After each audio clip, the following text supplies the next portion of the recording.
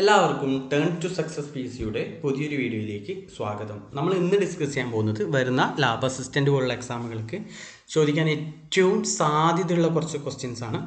അപ്പോൾ ആദ്യത്തെ ക്വസ്റ്റ്യൻ ഇതാണ്: 2025-26 കാലയളവിൽ കേരളത്തിലെ ദേശീയ ഗ്രാമീണ തൊഴിലുറപ്പ് പദ്ധതിയുടെ വേതനം എത്ര ശതമാനമാണ് കൂട്ടിയത്? ഇമ്പോർട്ടൻ്റ് ആണ്, എത്ര ശതമാനമാണ് കൂട്ടിയത്? ഏതാണ് ഉത്തരം വരിക? നമുക്കറിയാം 346 രൂപയായിരുന്നു, അത് എത്രയായി? 369 രൂപയായി. അതായത് 23 രൂപ കൂടി. അത് എത്ര ശതമാനം എന്ന് വെച്ചൊന്ന് പഠിച്ചു വെക്കുക. എത്രയാണ്? 6.65%. 6.65%. അപ്പോൾ ഇതുമായിട്ട് ബന്ധപ്പെട്ട മറ്റു കാര്യങ്ങൾ നോക്കാം. നമുക്കറിയാം ദേശീയ ഗ്രാമീണ തൊഴിലുറപ്പ് പദ്ധതി അല്ലേ, കേരളത്തിലെ പുതുക്കിയ വേതനത്തിനാണ് 369 രൂപയാണ്. പഴയ വേതനത്തിനാണ് 346. എത്രയാണ് വർധനവുണ്ടായത്? 23 രൂപ അല്ലെങ്കിൽ 6.65%. വേതനം ഏറ്റവും കൂടിയ സംസ്ഥാനം ചോദിച്ചതാണ്. വേതനം ഏറ്റവും കൂടിയ സംസ്ഥാനം ഹരിയാനയാണ്, 400 രൂപയാണ്. ഗോവയിൽ 378ആണ്, കർണാടകയിൽ 370 ആണെന്ന് ഓർത്തിരിക്കുക.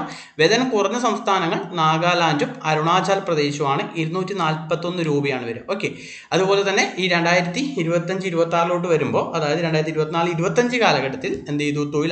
തൊഴിലെണ്ണത്തിൽ 2 മുതൽ 7% വരെ എന്ത് ചെയ്തിട്ടുണ്ട്? വളർച്ച കൈവരിച്ചിട്ടുണ്ട് എന്നാണ് പറയുന്നത്. അതുപോലെ തന്നെ 7 രൂപ മുതൽ 26 രൂപ വരെ, 7 മുതൽ ഓരോ സംസ്ഥാനങ്ങളും 7 മുതൽ 26 രൂപ വരെ എന്ത് ചെയ്തിട്ടുണ്ട്? പ്രതിദിന വേതന നിരക്കിൽ എന്ത് ചെയ്തിട്ടുണ്ട്? വേതനം എന്ന് പറഞ്ഞാൽ താഴെയാണ്, സ്പെല്ലിംഗ് മിസ്റ്റേക്ക് ആണെന്ന് കറക്റ്റ് ചെയ്ത് വായിക്കുന്നതാണ്. പ്രതിദിന വേതന നിരക്കിൽ എന്ത് ചെയ്തിട്ടുണ്ട്? 7 മുതൽ 26 രൂപ വരെ എന്ത് ചെയ്തിട്ടുണ്ട്? 2025-26 കാലഘട്ടത്തിൽ എന്തുണ്ടായിട്ടുണ്ട്? വർധനവുണ്ടായിട്ടുണ്ട്. ഓക്കെ, അപ്പോൾ ഏറ്റവും കൂടുതൽ വർധനവുണ്ടായ സംസ്ഥാനം ഈ 2025-26 ഏറ്റവും കൂടുതൽ വേതന വർധനവ് പെർസെൻറ്റേജിലാണ് പറഞ്ഞത്. ഏറ്റവും കൂടുതൽ വേതന വർധനവ് പെർസെൻറ്റേജ് വെച്ച് നോക്കുകയാണെങ്കിൽ എവിടെയാണ്? ഒഡീഷയിലാണ്. എത്രയാണ്? 19 രൂപ കൂട്ടി. അതായത് മുമ്പ് 273 രൂപയായിരുന്നു, 19 രൂപ കൂടി എത്രയായി? അപ്പോൾ എത്രയാണ്? 7.48% വളർച്ചയാണ് എവിടെ ഉണ്ടായത്? ഒഡീഷയിലുണ്ടായി അല്ലേ. ഒഡീഷ മുഖ്യമന്ത്രിയാണ് ആര്? മോഹൻ ചരൺ മാച്ചിയാണ് അല്ലെ, മോഹൻ ചരൺ മാച്ചിയാണ്. അതുപോലെ കൂടുതൽ വേതനമുള്ള കേന്ദ്രഭരണ പ്രദേശം എന്ന് പറഞ്ഞതാണ് ആൻഡമാൻ നിക്കോബാർ ആണ്. അതുപോലെ ഏറ്റവും കുറവ് ജമ്മു കാശ്മീർ, അതുപോലെ തന്നെ എവിടെയാണ്? ലഡാക്കിലാണ് അല്ലേ. അതുപോലെ കേരളത്തിലെ നിരക്കുകളൊന്ന് നോക്കി വെക്കുക. 2021-22 എത്രയായിരുന്നു? 291 രൂപയായിരുന്നു. ആ സമയത്ത് തൊട്ടേ PSC ചോദിച്ചുകൊണ്ടുണ്ടല്ലേ. അപ്പോൾ അതുപോലെ 22-23 എത്തുമ്പോൾ 311ആയി, പിന്നീട് അത് 333 രൂപയായി, പിന്നീട് 346 രൂപയായി അല്ലെ. 2024-25 കാലഘട്ടത്തിൽ 346 രൂപയായിരുന്നു. അതേപോലെ പുതിയ സാമ്പത്തിക വർഷം 25 മുതൽ 26 വരെ എത്രയാണ്? 369 രൂപയാണ്. ഇനി നമുക്ക് ഈ പറഞ്ഞ ദേശീയ ഗ്രാമീണ തൊഴിലുറപ്പ് പദ്ധതിയുമായി ബന്ധപ്പെട്ട മറ്റ് വസ്തുതകൾ നമുക്ക് നോക്കാം. ഇത് പൊതുവെ അറിയപ്പെടുന്ന NREGP, ഇപ്പൊ MNREGP ആയി അല്ലെ, മഹാത്മാഗാന്ധി MG ആയിട്ടുണ്ട്. അത് മുമ്പ് എന്തായിരുന്നു? National rural employment guarantee programme ആണ് അല്ലെ. അതുപോലെ തന്നെ മുമ്പുണ്ടായിരുന്ന SGRYയും അതുപോലെ എന്താ 2001 ആരംഭിച്ച പദ്ധതിയാണ് SGRY. അതുപോലെ തന്നെ അതായത് national food for work programme. ഈ രണ്ട് പദ്ധതികളും കമ്പൈൻ ചെയ്തിട്ടാണ് ഏത് പദ്ധതി വന്നത്? ദേശീയ ഗ്രാമീണ തൊഴിലുറപ്പ് പദ്ധതി ആരംഭിച്ചത് അല്ലേ. സ്വതന്ത്ര ഇന്ത്യയിലെ ഏറ്റവും വലിയ ദാരിദ്ര്യ നിർമ്മാർജ്ജന പദ്ധതിയാണ് ഏത്? ദേശീയ ഗ്രാമീണ തൊഴിലുറപ്പ് പദ്ധതി. 10ാം പഞ്ചവത്സര പദ്ധതിക്കാലത്താണ് ഇത് ആരംഭിച്ചത്. ഉദ്ഘാടനം ചെയ്ത് എവിടെ ചെയ്യുന്നു? ആന്ധ്രാപ്രദേശിലെ ബണ്ടിലപ്പള്ളിയാണ്. എവിടെയാണ് ഉദ്ഘാടനം? ആന്ധ്രാപ്രദേശിലെ ബണ്ടിലപ്പള്ളിയാണ്. ആദ്യഘട്ടത്തിൽ എന്ത് ചെയ്തു? 200 ജില്ലകൾ എന്ത് ചെയ്തു? നടപ്പിലാക്കി. അതുപോലെ തന്നെ രണ്ടാം ഘട്ടത്തിലല്ല, ആദ്യഘട്ടത്തിൽ 200 ജില്ലകൾ നടപ്പിലാക്കി. പിന്നെ നമ്മൾ എല്ലാ ജില്ലകളിലും അല്ലെ, പിന്നീട് എല്ലാ ജില്ലകളും പിന്നത്തെ ഘട്ടത്തിലാണ്. എപ്പോഴാണ്? 2008 ഏപ്രിൽ 1 അല്ലെ. 2008 ഏപ്രിൽ 1 എല്ലാ ജില്ലകളിലേക്കും ഇത് എന്ത് ചെയ്യുന്നത്? എക്സ്പാൻഡ് ആവുന്നത്. അതേപോലെ പാർലമെന്റ് ദേശീയ ഗ്രാമീണ തൊഴിലുറപ്പ് പദ്ധതി നിയമം പാസ്സാക്കിയ 2005 ആണെങ്കിൽ അത് നിലവിൽ വന്ന 2006 ഫെബ്രുവരി 2 ആണ്. 2006 ഫെബ്രുവരി 2 ആണ്. ഓക്കെ, നമുക്കറിയാം ഇത് മഹാത്മാഗാന്ധി ദേശീയ ഗ്രാമീണ തൊഴിലുറപ്പ് പദ്ധതി എന്ന് പുനർനാമകരണം ചെയ്തപ്പോഴായിരുന്നു? 2009 ഒക്ടോബർ 2 ആണ്. അപ്പം നിയമം പാർലമെന്റ് പാസ്സാക്കിയ 2005 അത് നിലവിൽ വന്നത് 2006 ഫെബ്രുവരി 2 ആണ്. അതുപോലെ ഇത് ഈ പദ്ധതി ഇന്ത്യയിലെ എല്ലാ ജില്ലകളിലേക്കും വ്യാപിപ്പിച്ചപ്പോഴാണ് 2008 ഏപ്രിൽ 1 ആണ്. അതുപോലെ തന്നെ മഹാത്മാഗാന്ധി ദേശീയ ഗ്രാമീണ തൊഴിലുറപ്പ് പദ്ധതി എന്ന പേര് സ്വീകരിച്ചത് 2009 ഒക്ടോബർ 2 ആണ്.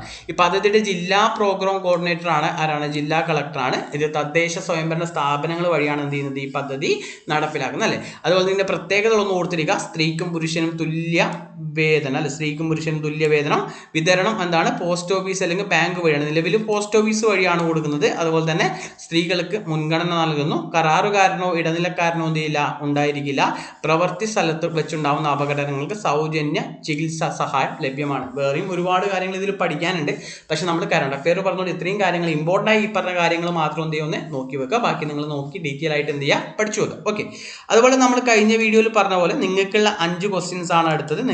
നിങ്ങൾ ആൻസർ കമൻറ്റ് ചെയ്യുക. 5 ചോദ്യങ്ങളാണ്. ഏതൊക്കെയാണ്? ഒന്നാമത്തെ ചോദ്യം, ഇന്ത്യ പാകിസ്ഥാന്റെ മിസൈലുകളെ തകർപ്പ്, നമ്മളറിയാം ഓപ്പറേഷൻ സിന്ദൂർ അല്ലെ, അല്ലെങ്കിൽ ഇന്ത്യ പാകിസ്ഥാന്റെ മിസൈലുകളെ തകർത്തെറിഞ്ഞ പ്രതിരോധ സംവിധാനത്തിന്റെ പേരെന്താണ്? ഏത് പ്രതിരോധ സംവിധാനം ഉപയോഗിച്ചാണ് ഇന്ത്യ പാകിസ്ഥാന്റെ മിസൈലുകൾ എന്ത് ചെയ്ത് തകർത്തത്? ഇമ്പോർട്ടൻ്റ് ആണ്. മീഡിയയിലേക്ക് ഒരുപാട് ചർച്ച ചെയ്ത ഒരു മിസൈൽ ഉണ്ട് അല്ലേ, ഏതാണത്? അതുപോലെ തന്നെ കേരളത്തിന്റെ പുതിയ വിജിലൻസ് മേധാവി അല്ലെ, കുറെ മാറ്റങ്ങളൊക്കെ വന്നിട്ടുണ്ട്. അപ്പോൾ കേരളത്തിന്റെ പുതിയ വിജിലൻസ് മേധാവിയായിട്ട് നിയമിതനായാണ്. വിജിലൻസ് മേധാവി ആരാണ്? അടുത്തെന്താണ്? 2005 ONV സാഹിത്യ പുരസ്കാര ജേതാവ്. അതേപോലെ തന്നെ ഇന്ത്യൻ സിനിമയുടെ പിതാവായിട്ടുള്ള എന്താണ് ദാദാ സാഹിബ് ഫാൽക്കെയുടെ ബയോപിക്കിൽ ഫാൽക്കെയായി വേഷമിടുന്നത് ആരാണ്? ഏത് നടനാണെന്നാണ് ചോദിച്ചിട്ടുള്ളത്.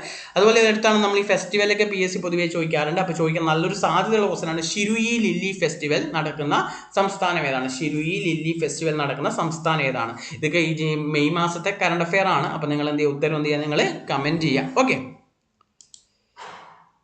നെക്സ്റ്റ് ക്വസ്റ്റ്യൻ കഴിഞ്ഞ എക്സാമിനൊക്കെ ചോദിച്ചിട്ടുള്ള ഒരു ക്വസ്റ്റ്യൻ ആണ്. ഇമ്പോർട്ടൻ്റ് ആണ് ക്വസ്റ്റ്യൻ. ഇതാണ് നമ്മളെ എന്താണ് സ്പാഡക്സ് മിഷനുമായിട്ട് ബന്ധപ്പെട്ട ക്വസ്റ്റ്യൻ ആണ്. അതായത് സ്പാഡക്സ് മിഷനുമായി ബന്ധപ്പെട്ട് ഉപഗ്രഹങ്ങളുടെ നിർണായക കൂടിച്ചേരൽ നടന്നത് എപ്പോഴാണ്?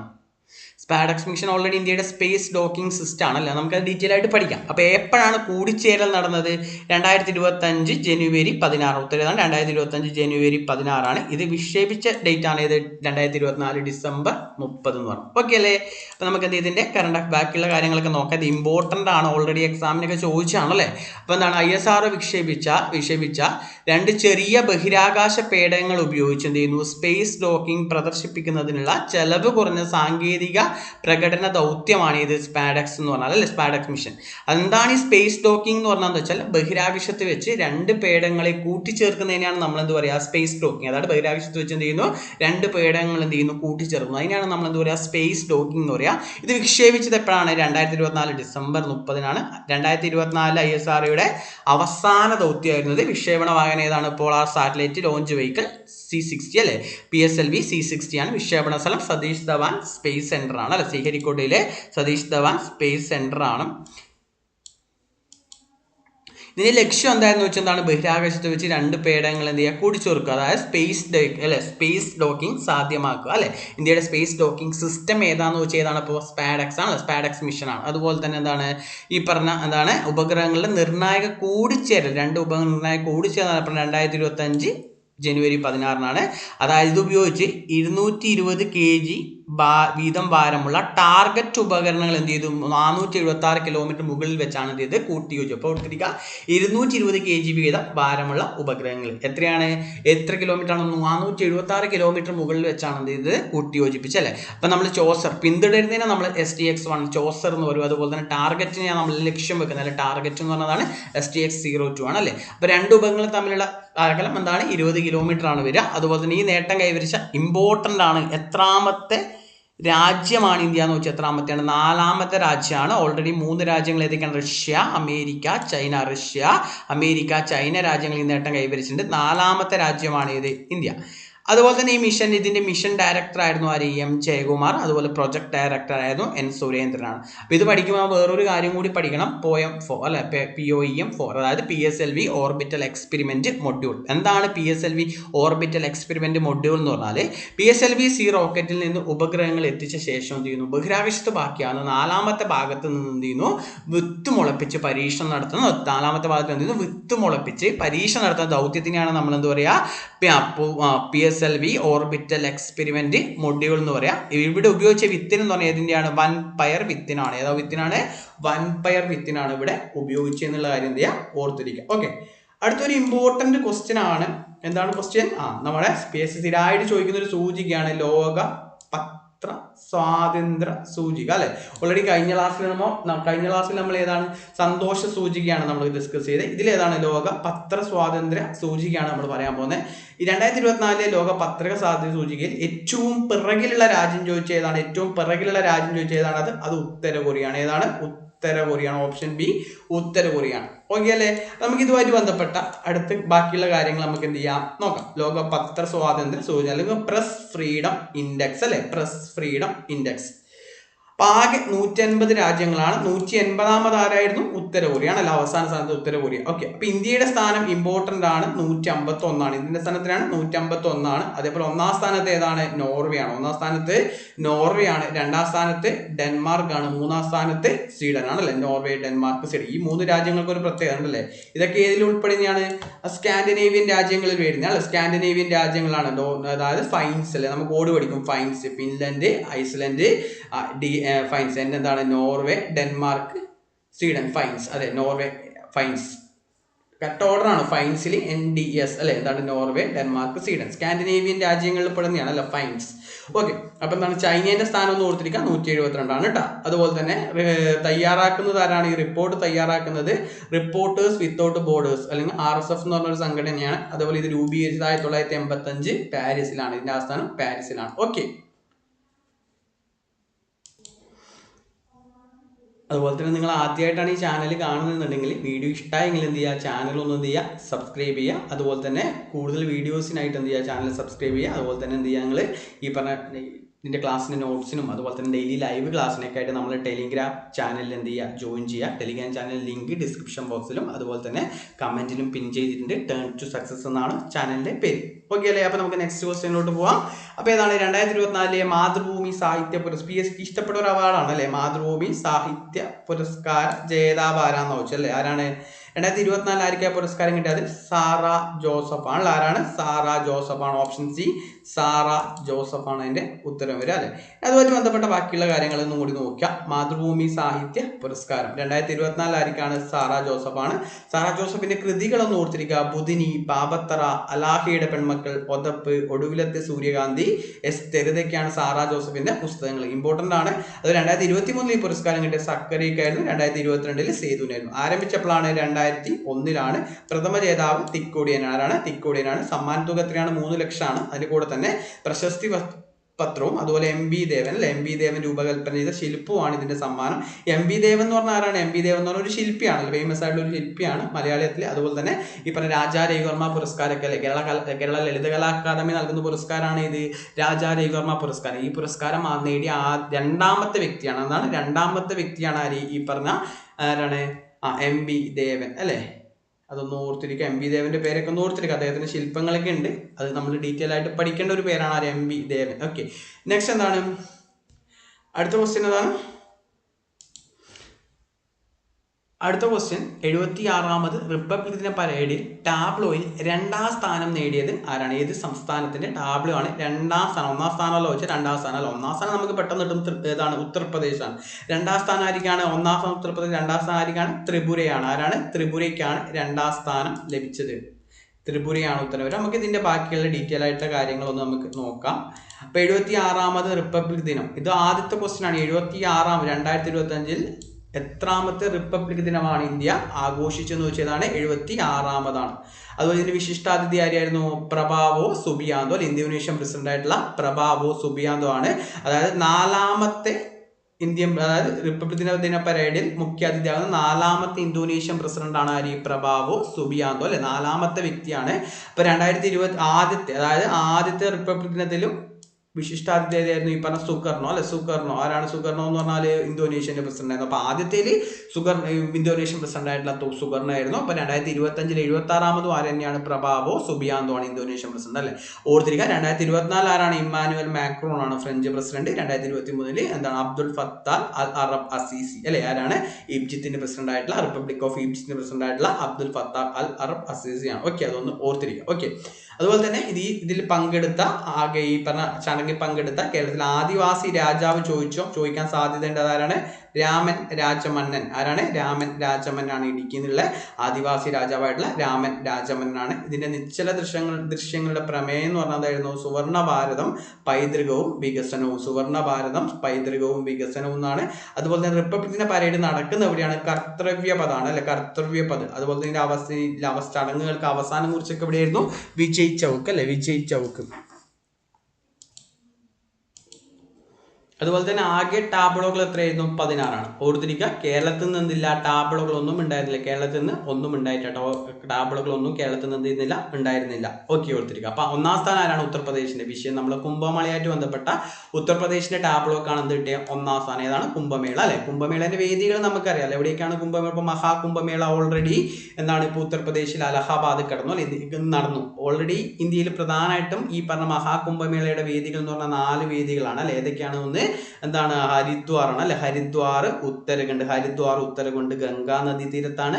2 അലഹാബാദ് ഉത്തർപ്രദേശ് എന്താണ്? ത്രിവേണി സംഗമമാണ് അല്ലെ. ഗംഗ യമുന സരസ്വതി നദികളുടെ സംഗമ സ്ഥാനമാണല്ലോ ഇവിടെ എന്ന് പറഞ്ഞാൽ അലഹാബാദ് എന്ന് പറഞ്ഞാൽ. പിന്നെ ഏതാണ്? പിന്നെ ഏതാണ്? ആ ഓർഡർ പഠിക്കാണ്. പിന്നെ ഏതാ വരിക? ഉജ്ജയിനി മധ്യപ്രദേശ് ക്ഷിപ്ര നദിയാണ്. ഉജ്ജയിനി മധ്യപ്രദേശ് ക്ഷിപ്ര നദിയാണ്. അതുപോലെ തന്നെ ഏറ്റവും പിന്നെ ഒന്നുള്ളത് ഇതാണ് നാസിക് മഹാരാഷ്ട്ര. നാസിക് മഹാരാഷ്ട്ര ഏത് നദിയാണ്? നാസിക് ഏത് നദീതീരത്താണ്? ഗോദാവരി നദീതീരാണ്. ഇതൊന്ന് ഓർത്തിരിക്കുക. ഹരിദ്വാർ ഉത്തരാഖണ്ഡ് ഗംഗാ നദി, അലഹാബാദ് ഉത്തർപ്രദേശ് ത്രിവേണി സംഗമം ഗംഗ യമുന സരസ്വതി നദികളുടെ സംഗമ സ്ഥാനം. അതുപോലെ തന്നെ മധ്യപ്രദേശിൽ ഏതാണ്? ഉജ്ജയിനി ക്ഷിപ്ര നദീതീരത്താണ്. നാസിക് മഹാരാഷ്ട്ര ഗോദാവരി നദീതീരത്താണെന്നൊന്ന് ഓർത്തിരിക്കുക. ഓക്കെ, അതുപോലെ 2ാം സ്ഥാനം കിട്ടിയത് മഹാകുംഭമേളന്റെ വേദികളാണ് നമ്മൾ പറഞ്ഞത്. 2ാം സ്ഥാനം ത്രിപുരയായിരുന്നു. വിഷയം എന്തായിരുന്നു? പൈതൃകവും വികസനവും. അതുപോലെ തന്നെ എന്താണ്? മരം കൊണ്ടുണ്ടാക്കിയ കളിപ്പാട്ടങ്ങൾക്ക് ആന്ധ്രാപ്രദേശിനാണ് എന്ത് കിട്ടിയത്? 3ാം സ്ഥാനം. ആന്ധ്രാപ്രദേശിന് 3ാം സ്ഥാനമാണ്. അതുപോലെ മന്ത്രാലയങ്ങൾ സെപ്പറേറ്റ് മന്ത്രാലയം 1ാം സ്ഥാനം കിട്ടിയതായിരുന്നു പട്ടികവർഗ മന്ത്രാലയം. കഴിഞ്ഞ വർഷം സാംസ്കാരിക വകുപ്പ് മന്ത്രാലയമായിരുന്നു. ഇപ്രാവശ്യമാണ് പട്ടികവർഗ മന്ത്രാലയത്തിനാണ്. അതുപോലെ പട്ടിക വകുപ്പ് മന്ത്രി അല്ലെ, ട്രൈബൽ അഫയേഴ്സ് മിനിസ്റ്റർ ആരാണ്? ജുവൽ ഓറമാണ്. അതായത് ഒഡീഷയിലെ സുന്ദർഗഡ് മണ്ഡലത്തിൽ നിന്നുള്ള ലോകസഭാംഗമാണ് ആര്? ജുവൽ ഓറം. അദ്ദേഹമാണ് നിലവിലെ പട്ടിക വകുപ്പ് മന്ത്രി എന്ന് പറഞ്ഞാൽ. മുമ്പായിരുന്നു അർജുൻ മുണ്ടെ ആയിരുന്നു അല്ലെ. അർജുൻ മുണ്ടെ ആയിരുന്നു. ഒന്ന് ഓർത്തിരിക്കാം. നെക്സ്റ്റ് ഈ ഒരു പേരൊന്ന് ഓർത്തിരിക്കുക. Daredevils. എന്താണ് ഡെയർ ഡെവിൾസ് എന്ന് പറഞ്ഞാൽ? എന്താണ്? റിപ്പബ്ലിക് ദിന പരേഡിന്റെ പരിശീലനത്തിനിടെ മോട്ടോർ സൈക്കിളിൽ ഏറ്റവും ഉയരമുള്ള മനുഷ്യ പിരമിഡ് തീർത്തതിന്റെ റെക്കോർഡുകൾ നേടിയ ഇന്ത്യൻ കരസേനയുടെ എന്താണ് റൈഡർ സംഘമാണ് ഇതെന്ന് പറഞ്ഞാൽ ഡെയർ ഡെവിൾസ് എന്ന് പറഞ്ഞാൽ. ഇത് രൂപീകരിച്ചപ്പോഴായിരുന്നു 1935 രൂപീകരിച്ചപ്പോഴാണ് 1935. അതായത് 7 ബൈക്കുകളിൽ 40 കരസേന അംഗങ്ങൾ 20.4 അടി ഉയരത്തിൽ അണിനിരന്നായിരുന്നു ഈ പറഞ്ഞ യാത്ര ഉണ്ടായിരുന്നു അല്ലെ. അങ്ങനെ 2 കിലോമീറ്റർ ദൂരമാണ് അവർ സഞ്ചരിച്ചത്. അതായത് ന്യൂഡൽഹിയിലെ വിജയ് ചൗക്ക് മുതൽ ഇന്ത്യ ഗേറ്റ് വരെയുള്ള 2 കിലോമീറ്റർ ദൂരമാണ് ഈ ദേശീയ പതാക ഏന്തിയിട്ട് ഈ പറഞ്ഞ ഇന്ത്യൻ്റെ എന്താണ് ഈ പറഞ്ഞ കരസേനയുടെ റൈഡർ സംഘമായിട്ടുള്ള ഡെയർ ഡെവിൾസ് സഞ്ചരിച്ചത്. ഓക്കെ, അതുപോലെ തന്നെ നെക്സ്റ്റ് എന്താണ്? ഈ ആഘോഷ പരിപാടി അടുത്തത് തേൻ ഗ്രാം. ഇതൊരു ക്വസ്റ്റ്യൻ ഇമ്പോർട്ടൻ്റ് ആണ്. രാജ്യത്തെ ആദ്യത്തെ തേൻ ഗ്രാം ഏതാണ്? മങ്കറാണ്. എന്താണ്? മങ്കർ, മഹാരാഷ്ട്ര. ഇത് എന്തുകൊണ്ടെന്ന് വെച്ചാൽ ഇവിടെ പഠിക്കുന്നതെന്ന് വെച്ചാൽ അതായത്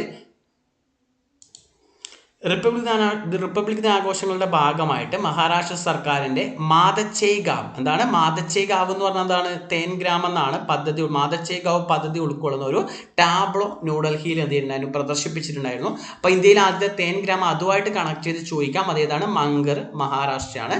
അതുപോലെ തന്നെ ആഘോഷ പരിപാടികൾക്ക് നൽകുന്ന ഇൻവിറ്റേഷൻ ബോക്സിൽ ഉൾപ്പെട്ട ദക്ഷിണേന്ത്യയുടെ GI ടാഗ്ഡ് ക്രാഫ്റ്റ് ഐറ്റംസ് ഏതൊക്കെയാണ്? GI ടാഗ്ഡ് ക്രാഫ്റ്റ് ഐറ്റംസ് ഏതൊക്കെയാണെന്നാണ്. ഒന്നാമത്തെ എന്താണ്? പോച്ചംപള്ളി ഇക്കത്താണ്. എന്താണ്? പോച്ചംപള്ളി ഇക്കത്ത്. ഇവിടുന്നാണ്? തെലങ്കാനയിലാണ്. തുണി ഉപയോഗിച്ചുള്ള പെൻസിൽ പൗച്ചാണ്. എന്താണ്? തുണി ഉപയോഗിച്ചുള്ള ഈ പെൻസിൽ പൗച്ചിനെയാണ് നമ്മൾ എന്ത് പറയുക? പോച്ചംപള്ളി ഇക്കത്ത് എന്ന് പറയും. അതുപോലെ തന്നെ എറ്റിക്കോപാക്ക കളിപ്പാട്ടങ്ങൾ ആന്ധ്രാപ്രദേശാണ്. എറ്റിക്കോപാക്ക കളിപ്പാട്ടങ്ങൾ ആന്ധ്രാപ്രദേശിൽ നിന്നാണ്. അതിൻ്റെ പ്രത്യേകത എന്തെന്ന് വെച്ചാൽ എന്താണ്?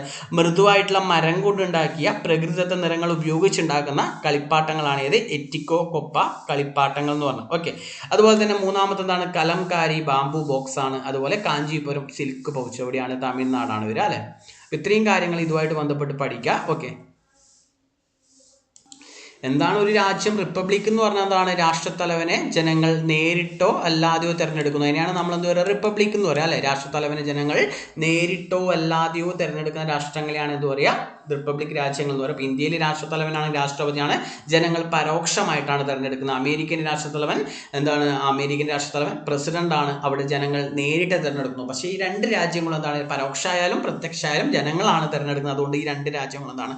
റിപ്പബ്ലിക്കാണ്. പക്ഷേ നമ്മൾ ബ്രിട്ടനിലോട്ട് പോകുന്ന സമയത്ത് ബ്രിട്ടൻ എന്തല്ല? റിപ്പബ്ലിക് അല്ല. എന്തുകൊണ്ടാണ്? ബ്രിട്ടന്റെ രാഷ്ട്രത്തലവൻ രാജാവ് അല്ലെങ്കിൽ രാജ്ഞിയാണ്. അത് പിന്തുടർച്ചയാണ് വരിക. ജനങ്ങളല്ല തിരഞ്ഞെടുക്കുന്നത് അല്ലേ. അപ്പോൾ അതുകൊണ്ട് ബ്രിട്ടൻ എന്തല്ല? റിപ്പബ്ലിക് അല്ല. പക്ഷേ ബ്രിട്ടൻ എന്താണ്? ജനാധിപത്യ രാജ്യമാണ്. നമുക്കറിയാം ആധുനിക ആധുനിക ജനാധിപത്യത്തിന്റെ നാട് എന്നൊക്കെ അറിയപ്പെടുന്ന ബ്രിട്ടനാണ്. അവിടെ ഭരിക്കുന്നത് പാർലമെന്റ് ആണ് അല്ലെ. പാർലമെന്റ് രാഷ്ട്രത്തലവൻ രാജാവ് അല്ലെങ്കിൽ രാജ്ഞി ആണെങ്കിലും നിലവിലെ രാജാവാണ് ചാൾസ് മൂന്നാമൻ രാജാവ് അല്ലെങ്കിൽ രാജ്ഞി ആണെങ്കിലും അവിടെ ഭരിക്കുന്നത് ആരാണ്? പാർലമെന്റ് ആണ്. അത് ജനങ്ങളാണ് തിരഞ്ഞെടുക്കുന്നതുകൊണ്ട് ഇതൊരു ജനാധിപത്യ രാജ്യമാണ് ബ്രിട്ടൻ. പക്ഷെ എന്തല്ല, റിപ്പബ്ലിക് അല്ല. അപ്പൊ അവിടെ കൊടുത്തിരിക്കുക എല്ലാ ജനാധിപത്യ രാജ്യങ്ങളും എന്തല്ല, റിപ്പബ്ലിക് അല്ല. എന്തുകൊണ്ടാ? എക്സാമ്പിൾ കൊടുത്തിരിക്കുക ബ്രിട്ടൻ ആണ് അതിന് എക്സാമ്പിൾ അല്ലേ.